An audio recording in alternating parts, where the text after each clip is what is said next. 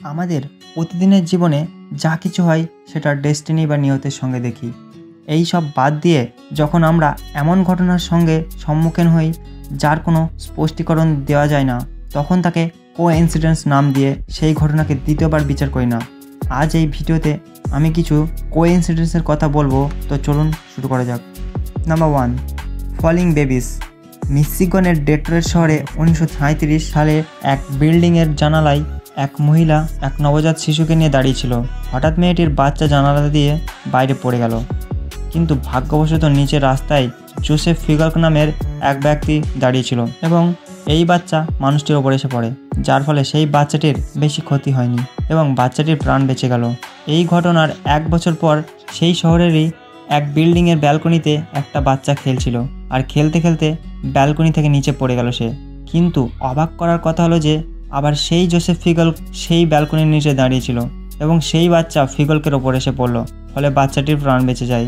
একই মানুষের সঠিক সময়ে সঠিক জায়গায় থাকা সত্যি এক বিস্মরণীয় কোইন্সিডেন্স বলেন, অথবা জোসেফ ফিগলকের দুর্ভাগ্য। বন্ধুরা, আপনাদের কি মনে হয়, এটা কি কোইন্সিডেন্স নাকি ফিগলকের দুর্ভাগ্য? কমেন্ট বক্সে জানাবেন। Number 2, Hugh Williams. 1664 সালের এক ওপেন শিপ মেনাই স্টেট সাগরের জলের ঝাপটে এসে ডুবে যায় এবং সেই শিপের সবাই মারা যায়, শুধু এক ব্যক্তি ছাড়া, যার নাম ছিল হিউ উইলিয়ামস। 1785 সালে আরেকটি শিপ দুর্ঘটনা হলো, আর শিপে 60 জন যাত্রীর মধ্যে 59 জনের মৃত্যু হয়ে যায় এবং একজন বেঁচে যায়। অবাক করা ব্যাপার এই যে এখানেও সেই সার্ভাইভারের নাম ছিল হিউ উইলিয়ামস। 1820 সালে আবার মেনাই স্ট্রেট সাগরে এক মালবাহক জাহাজ ডুবল। এই দুর্ঘটনায়ও 25 জনের মৃত্যু হয়, কিন্তু এখানেও শুধু এক ব্যক্তির প্রাণ বাঁচে এবং সেই ব্যক্তির নাম ছিল হিউ উইলিয়ামস। 1920 সালের জার্মান মাইনের সঙ্গে লেগে আরও এক শিপ বিস্ফোরক হয়। এই দুর্ঘটনায় কেবল 2 জন ব্যক্তির প্রাণ বাঁচে এবং সেখানেও 2 জনেরই নাম ছিল হিউ উইলিয়ামস। তো বন্ধুরা, এই সব ঘটনাকে দেখে আপনার কি মনে হয়? এটা কি সত্যি কোনো অদ্ভুত কোইন্সিডেন্স ছিল, নাকি এই নামের সঙ্গে জড়িত কোনো রাজ? Number 3, twin tragedy. 1975 সালে এক ব্যক্তির নিজের বাইকে করে যাওয়ার সময় এক ট্যাক্সির সঙ্গে অ্যাক্সিডেন্ট হয়ে গেল এবং এই দুর্ঘটনায় মানুষটির প্রাণ চলে যায়। এই ঘটনার ঠিক 1 বছর পর তার ছোট ভাই সেই বাইকের মেরামত করলো এবং সেই বাইককে রেস ড্রাইভিংয়ের জন্য নিয়ে গেল। কিন্তু একে দুর্ভাগ্য বলুন বা ডেস্টিনি, তার ছোট ভাইয়েরও ঠিক সেই জায়গায় সেই ট্যাক্সির সঙ্গে অ্যাক্সিডেন্ট হলো, যেমনটা 1 বছর আগে তার দাদার সাথে হয়েছিল। কিন্তু সবচেয়ে আশ্চর্যের কথা হলো যে দুজনেরই অ্যাক্সিডেন্টে ট্যাক্সিতে বসা ড্রাইভার এবং প্যাসেঞ্জারও একই ছিল। এই ঘটনাকে জেনে প্রত্যেকেই অবাক হয়েছিল, আর এটি পৃথিবীর সবচেয়ে বিচিত্র এবং দুঃখজনক কোইন্সিডেন্সের মধ্যে এক মানা হয়।